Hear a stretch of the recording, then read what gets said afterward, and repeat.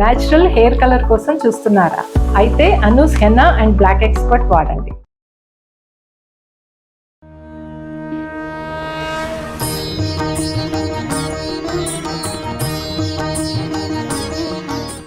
ఒక పాసురంలోనేమో అందరినీ చక్కగా కలుపుకొని వెళ్దాం అంటుంది. ఇంకొక పాసురంలోనేమో మనం చేయాల్సినవేంటి, చేయకూడనివేంటి, ఈ మాసమే కాదు జీవితాంతం మనం ఫాలో అవ్వాల్సిన డూస్ ఏంటి, డూన్స్ ఏంటి అని.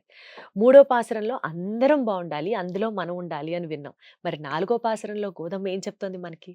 అమ్మని అడిగి తెలుసుకుందాం. వైష్ణవ సాంప్రదాయ ప్రచారకురాలు పద్మజ రామానుజదాస్ గారు ఉన్నారు. అమ్మ నమస్కారం. నమస్తే అండి. ఆవిడ రాసింది ఎలా ఉందో తెలియదు కానీ, మీరు చెప్పేది ఎలా ఉందో తెలియదు కానీ, వినే కొద్దీ వినాలనిపిస్తోంది. మరి నాలుగో పాసురం ఏంటి? అది భగవత్ నామ వైభవం అటువంటిది. అందుకనే కేళీరు అంటూ చెప్పింది గోధుమ, వినండి అంటూ. శ్రవణమే మన స్వరూపంగా వినాలి. ఎంత తెలిసినా వింటూనే వినాలి. ఉండాలి. అటువంటి గొప్ప వైభవం స్వామిది. మరి ఈ 4వ పాసురంలో గోధమ్మ ఏం కోరుకుంటున్నారంటే అంతర్యామి ఉపాసన చేస్తున్నట్లుగా చెప్పొచ్చు. ఎందుకంటే నిన్నటి రోజున 3వ పాసురంలో లోకమంతా సుభిక్షంగా ఉండేలాగా నెలకి 3 వానలు కురవాలి అని కోరుకుంది. మరి వాన కురవాలి అంటే ఆ వానదేవుడు వర్షించాలిగా.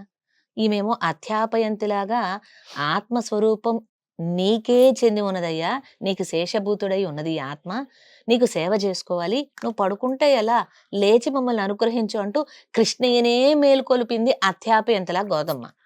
కృష్ణయ్యకే చెప్పగలింది. ఎక్కడ ఈమె సందేహించకుండా వర్షదేవుడికి కూడా ఇలా వర్షం కురవాలని చెప్తుంది ఇవాళ పాసురంలో. వాన ఎలా కురవాలో కూడా నియమనం చేసి చెప్తుంది మన గోదమ్మ ఒక అధ్యాపంతి వలె ఈ 4వ పాసురంలో. ముందుగా 4వ పాసురాన్ని అనుసంధానం చేద్దాం. ఆగిమழை కన్నా ஒன்று நீ கை கரவேல் ஆழியுள் புக்கு முகந்து குடார் தேரி ஓழி முதல்வன் உருவம் போல் மெய் கருத்து பாழியம் தோளுடை பற்பனாபன் கையில் ஆழி போல் மின்னி வலம்புரி போல் நின்று திறந்து தாழாதே சங்கமுதைத்த சரமழை போல் வாழ உலகினில் பெய்திடாய் நாங்களும் மார்கள் நீராட மகிழ்ந்தேலோரெம்பாவாய் ఆండాళ్ తిరువడిగలే శరణం. వర్షదేవుణ్ణి ఎలా కురవాలో చెప్తుంది ఈ పాసురంలో గోదమ్మ. ఆഴి మഴై కన్నా అంటూ ఆ స్వామిని సంబోధించింది. మళ్ళీ కన్నా అంటూ కృష్ణయ్యని గుర్తుకు తెచ్చుకుంది. ఎలా ఉంటుందంటే గోదమ్మ ఎటు చూసినా సర్వం కృష్ణమయం అన్నట్లుగా ఆమెకు అంతటా కృష్ణుడే కనిపిస్తూ ఉంటాడు.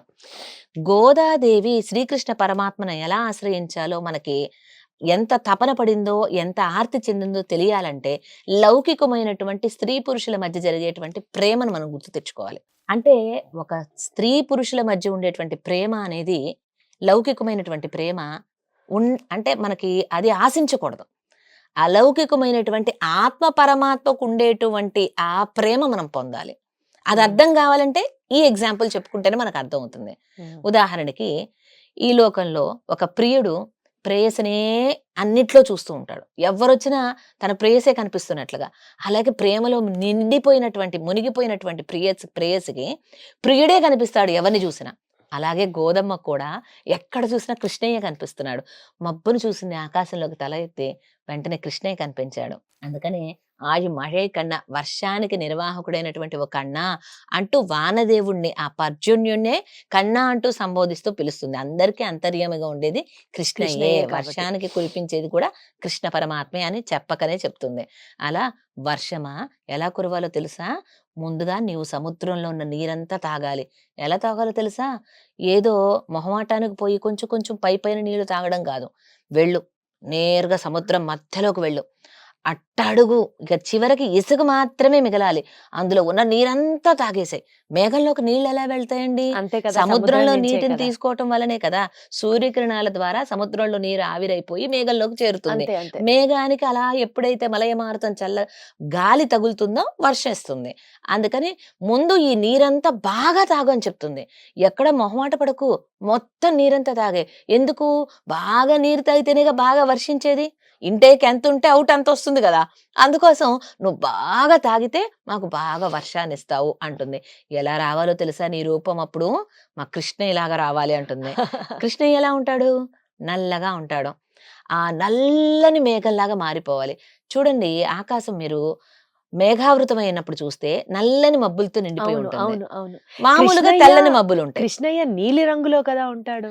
అంటే స్వామి రంగు ఎలా ఉంటుందంటే ఒక డైరెక్షన్ లో చూస్తే నీలి రంగు, ఒక డైరెక్షన్ లో చూస్తే నలుపు నలుపు రంగు, రంగు. ఒక డైరెక్షన్ లో చూస్తే బంగారపు రంగులో మెరిసిపోతున్నట్లుగా కనిపిస్తాడు. మనం అనుకోండి ఒకటే రంగు కనిపిస్తాం ఏ డైరెక్షన్ లో చూసినా. శ్రీకృష్ణ స్వామి యొక్క తిరుమేని వర్ణం, ఆ శరీర రంగు ఇదమిద్దంగా ఇది అని చెప్పలేనటువంటి రంగు అనమాట. నల్లనయ్య కృష్ణయ్య అంటారు కదండి మరి. ఉమ్. అలా ఆ స్వామి యొక్క రంగులోకి నీవు మారాలి.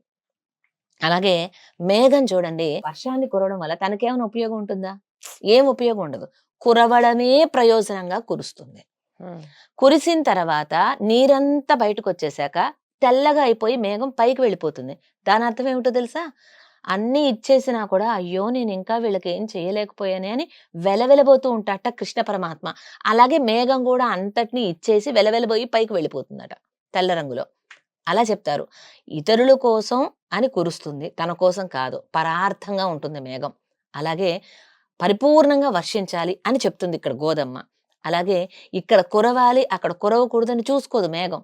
అంటే ఎడారిలో కురిస్తే అది ఉపయోగంగా లేకుండా అయిపోతుంది, లేకపోతే సముద్రంలో కురిస్తే ఉప్పు నీళ్ళలో కలిసిపోతుంది, అలా ఏమి చూసుకోదు. ఎక్కడైనా సరే కురుస్తుంది. అలా ఓ మేఘమా ఆ సముద్రంలో ఉన్నంత నీరంతా తాగేసి కృష్ణయ్య రంగులో నీవు చక్కగా ఉండి ఆకాశమంతా పరుచుకొని ఇక మెరవడం ఎలాగో చెప్తుందండి. ఎలా మెరవాలట? ఆ శ్రీమన్నారాయణమూర్తి శ్రీహస్తంలో, కుడి శ్రీహస్తంలో సుదర్శన భగవానుడు ఉంటాడు. ఆ సుదర్శన చక్రం ఎలా అయితే తగదగ మెరుస్తూ ఉంటుందో అలా నువ్వు మెరవాలి అంటుంది. మేఘం మెరుస్తుంది కదా, అలాగే ఉరుముతుంది మేఘం కదా వర్షం వచ్చే ముందు. అలా ఉరమాలి అంటుంది. ఎలా ఉరమాలి అట? మేఘం ఎలా కురవాలో చెప్పింది. శ్రీమన్నారాయణ శ్రీహస్తంలో ఉన్న చక్రం వలె మెరవాలంది. ఇక ఉరమడం ఎలా ఉరమాలో చెప్తుంది. అంటే తాను ఎలా నీటిని పీల్చుకోవాలి మేఘం, ఎలా మెరవాలి, ఎలా కురవాలో కూడా అధ్యాపయంతలాగా చెప్తుంది మన గోదమ్మ. ఉరమడమేమో పాంచజన్యంలాగా ఉరమాలట.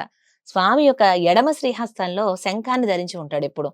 ఆయన శంఖాన్ని ఊదగానే కురుక్షేత్ర మహాయుద్ధ సంగ్రామంలో హృదయాన్ని వ్యధారయత్, ధార్తా రాష్ట్రాన్ని హృదయాన్ని వ్యధారయత్ అన్నట్లుగా ధృతరాష్ట్రుల యొక్క గుండెలు అదిరిపోయినాయట. శత్రువుల గుండెలు భయంతో వణికిపోయేలాగా ఆ యొక్క పాంచజన్యం ఉరుముతుంది. అదే సమయంలో ధ్వని వినగానే ఆశ్రితుల మనసు ఆనందంతో ఉంటుంది. అలా నువ్వు కూడా ఉరమాలి అంటుంది గోదమ్మ. ఇలా ఆ శ్రీకృష్ణ పరమాత్మతో పోలిక పెట్టి చెప్తుంది. ఆయన రంగులో ఉండాలి, ఆకాశమంతా పరుచుకోవాలి, ఆయన కుడి శ్రీహస్తంలో ఉన్న చక్రం వలె మెరవాలి, ఎడమ శ్రీహస్తంలో ఉన్న శంఖం వలె ఉరమాలి. ఇక కురవడం ఎలా కురవాలో తెలిసిన? రామచంద్రమూర్తి యుద్ధం చేసేటప్పుడు ఒక బాణం వెయ్యగానే ఎదురుగుండా ఉన్నటువంటి ఆ రాక్షసులకి ఎలా ఉండేదంటే, ఒక బాణం 2గా 3గా 4గా అనేకంగా వెడలిపోయి అక్కడ ఉన్నటువంటి వాళ్ళందరినీ కూడా దెబ్బలు వేస్తూ ఉంటుంది. ఆ బాణపు దెబ్బలు తగులుతాయి. వెంటనే వాళ్ళకి ఏమవుతుందంటే బైర్లు కమ్మేసి కళ్ళు, వేస్తున్నది ఒక రాముడా లేకపోతే ఇద్దరా లేకపోతే ముగ్గురా అన్నట్లుగా ఉండేదట. కళ్ళు బయలు గమ్మితే చూడండి ఒకళ్ళ ఇద్దరా అన్నట్లు ఉంటుంటుంది. సినిమాలో కూడా చూపిస్తుంటారు. హీరో కొట్టగానే ఇలా ఇద్దరు మైండ్ బ్లాక్ అంటారు అలాగే. అలాగా ఆ విధంగా ఆనాడు రాముడు యుద్ధం చేసేటప్పుడు ఎలా అయితే బాణపు వర్షం కురిపించాడో అలా కురవాలి. కురుద్దామా వద్దా అని 2 చినుకులు పడి ఆగిపోయి, లేకపోతే కుంభవృష్టిగా కురిసి అలా కాదు, బాగా కురవాలి, ధారాళంగా కురవాలి. ఎండిన చేలన్నీ కూడా చక్కగా మరలా ఉజ్జీవనం పొందేలాగా, చక్కగా కళకళలాడేలాగా నీవు వర్షం కురవాలి అంటూ వర్షం ఎలా కురవాలో కూడా చెప్తుంది అధ్యాపయంతిలాగా మన గోదమ్మ. అలా వర్షం ఎలా కురవాలో చెప్పి ఇలా నీవు పడితే లోకమంతా ఆనందంగా ఉంటుంది. అలా లోకమంతా ఆనందంగా ఉండే విధంగా, అంటే రాముడు బాణం వేస్తే కొంతమంది బాధపడ్డారు, కొంతమంది ఆనందించారు. కృష్ణుడు శంఖం పూరిస్తే కొంతమంది బాధపడ్డారు, కొంతమంది ఆనందించారు. అలా ఉండకూడదు. నువ్వు కురిస్తే అందరూ ఆనందించాలి, ఎవరు బాధపడకూడదు. అకాల వర్షాలు కురిసినాయి అనుకోండి, పాపం ఇల్లు లేని వాళ్ళు బాధపడుతూ ఉంటారు. మ్యాంగోస్ ఇప్పుడు మనకి చూడండి, చక్కగా కోతకొచ్చే సమయానికి, అందరికి కాపుకొచ్చే సమయానికి వర్షం పడితే అకాల వర్షాలు రాలిపోతుంది, పంట నష్టం కలుగుతుంది. అలా ఉండకూడదు. వర్షమా నువ్వెలా కురవాలో తెలుసా? అందరూ సంతోషించేలాగా వర్షం కురవాలి అంటూ చెప్తుంది. ఆ కురవడం వల్ల ఏ ఒక్కరికి బాధ ఉండకూడదు, అందరూ ఆనందించాలి. ఆ విధంగా నువ్వు కురవాలి అంటూ వర్షదేవుడికి ఎలా కురవాలో చెప్తుంది గోదమ్మ ఈ 4వ ఉపాసనంలో. ఇక ఈ రోజున మనకి వానదేవుడా అంటూ అంతర్యామిగా ఉన్నటువంటి కృష్ణయ్యనే చెప్పింది కాబట్టి కన్నా అనే నామాన్ని ఈ రోజున ఇచ్చింది. శ్రీకృష్ణ శ్రీకృష్ణ అనే నామాన్ని చెప్పవచ్చు. మనకి లేదంటే ఏదైతే ఇష్ట దైవమో ఇష్ట దైవం యొక్క నామాన్నైనా మనం అనుసంధానం చేయవచ్చు. ఏదైనా ఈ ధనుర్మాస నెల రోజులు ఏదో ఒక నామం నామాన్ని చెప్తూ చెప్తూ ఉండాలి. ఉండాలి అంతే. అది బేసిక్ గా మనం పాటించవలసిన ముఖ్యమైన నియమం.